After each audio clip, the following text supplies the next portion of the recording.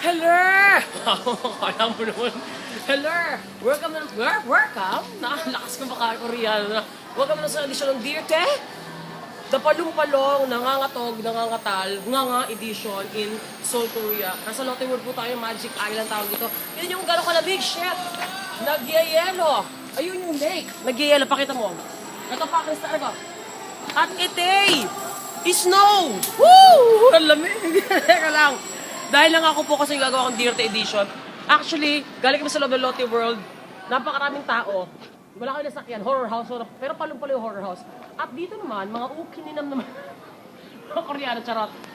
Ang daming rides sa sarado. Ano to? Bukas pa kayo, mahal-mahal. Anyway, as promise, gagawa ako ng mag-ano ako sa inyo ng mga malang tanong. Hindi kayo dapat. Kasi, para ba kaming eyes? Mga katanungan nyo sa buhay at sa akin.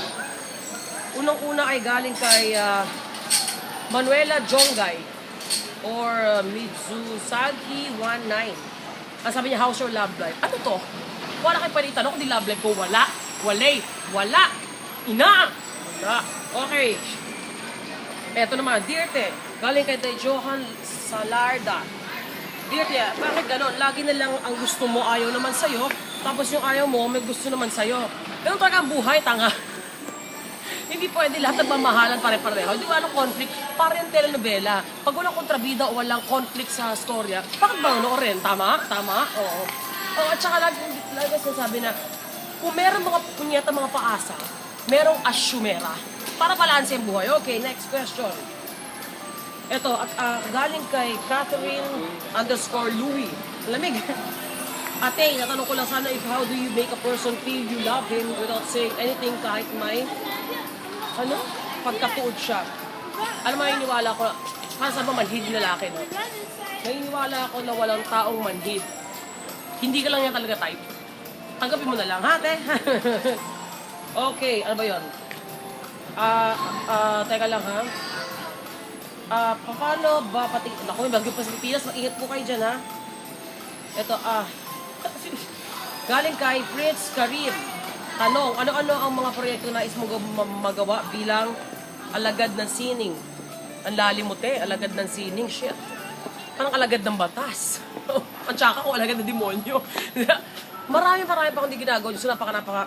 Ang dami pa gustong gawin. Si Lord na pong bahala. Umaasa ako na maraming mga projects pa akong magagawa sa within this year. Matapos na pala. Basta maraming salamat, ha? Salamat sa mga papuri at mga pabate. Hanggang siguro doon na lang muna. Anyway, namiss ko itong Dear Te. Hapon nag-skiing kami. Baka pag hindi ako tinamad, let's watch this. Pero tinamad ako. Malamang hindi ko na ilagay yung video. Anyway, ako po si Kay Brosas, dito po sa Seoul, Korea. Hindi ko importante nasa tayo lahat. Basta ngayon, bagong taon. Hindi ako niniwala sa lahat, New Year's resolution. Alam niyo kung bakit?